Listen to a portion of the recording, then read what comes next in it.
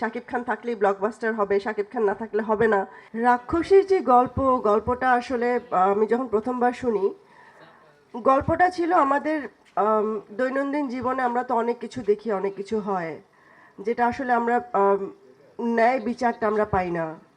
সব কিছু থেকে মিলিয়ে আমরা মানে আম, এমন ছিল যে যেটা আমরা একজন মানুষ ভালোবাসলে কি হতে পারে, কিভাবে হতে পারে, কি মানে কোনো অকারেন্স যদি তার সাথে হয়, সবকিছু মিলিয়ে আমাদের পারিপার্শ্বিক অবস্থা সবকিছু মিলিয়ে পাপরিকা আর মেক্সিকান মশলার মাইন্ড ব্লাস্টিং ফ্লেভারে ডিটোস পার্টি হবে জোস যদি থাকে ডিটোস।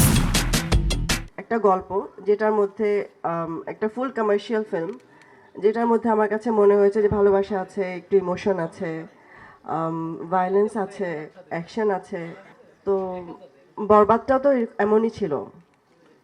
তো আমি জানি আসলে আমার ডিরেক্টর, আমার ছোট ভাই হৃদয়, ও কি বানাতে পারে, ও কেমন ভাবে।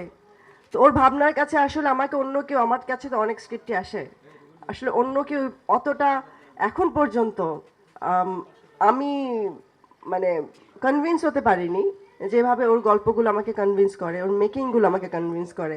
কারণ আমি দিন শেষে বানাচ্ছি আমার দর্শকের জন্য।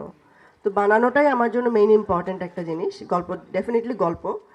তো গল্পের জায়গা থেকে আমার কাছে মনে হয়েছে যে না, রাক্ষস নিয়ে কাজ করা যায়। আর রাক্ষস যদি আমি বরবাদের পর কিছু বানাতে যাই, তা আমাকে রাক্ষসী বানাতে হবে। আসলে এটা তো কেউ বলতে পারে না যে কি হবে কি হবে না। কারণ লগ্নি করা, লগ্নিকৃত টাকাটা উঠে আসা, এটা তো পুরোটাই ডিপেন্ড করে সিনেমাটা যখন রিলিজ হবে, সিনেমাটা যখন হবে। আমি তো মাত্র শ্যুট করছি। আমার একদম 100% ভরসা আছে যে আমরা যে টাকাটা লগ্নি করেছি এবং সামনে আরও যা হবে, ডেফিনেটলি আমরা মানে এটা রিটার্ন পাবো। আর রিটার্ন না পাওয়ার কোনো কারণ আমি দেখি না।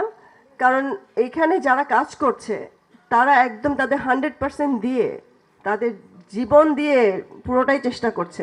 সো যখন একটা মাসে হার্ডওয়ার্ক থাকে, হার্ডওয়ার্ক অলওয়েজ পেজ অফ। আমরা মানে ভালো ভালো ছবি এখন যেভাবে সিনেমাগুলো আসছে, তো ওই দিক থেকে আমি তখন এটা ভাবিনি যে আমার বরবাদ ব্লকবাস্টার হবে, শাকিব খান থাকলেই ব্লকবাস্টার হবে, শাকিব খান না থাকলে হবে না। সেটা ভেবে আমি সিনেমাটা করিনি, বরবাদটা করেছি। যে বরবাদটা ওই ক্যারেক্টারটাতে আমাকে শাকিব ভাইয়েরই দরকার ছিল এবং শাকিব ভাই এটা করতে পারতো। তো এখন এখন যেটা করছি সেটাতে আমার কাছে মনে হচ্ছে যে না, এটার জন্য সিয়াম ঠিক আছে, এটা সিয়ামই করতে পারবে, এটা পুল অফ করতে পারবে। তো এই যে মানে বরবাদ করার পর ওই সব এত কম্পিটিশন, আমি কিন্তু কখনো কম্পিটিশন মনে করে বরবাদ বানাইনি যে আমার সাথে আর কে আসছে, কি হবে, আমি কি মানে মানে এই পুরো প্রবলেমটা থেকে কি বের হয়ে আসতে পারবো কি না, আমি কি টাকাটা লগ্নিকৃত টাকাটা বের করে নিয়ে আসতে পারবো, এটা আমার কোনো কখনোই টেনশন ছিল না।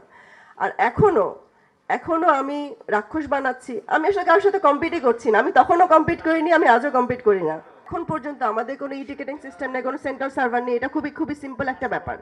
এটা যতদিন আমাদের এই সাপোর্টটা আমরা গভর্নমেন্ট থেকে না পাবো, ততদিন পর্যন্ত এটা থেকেই যাবে।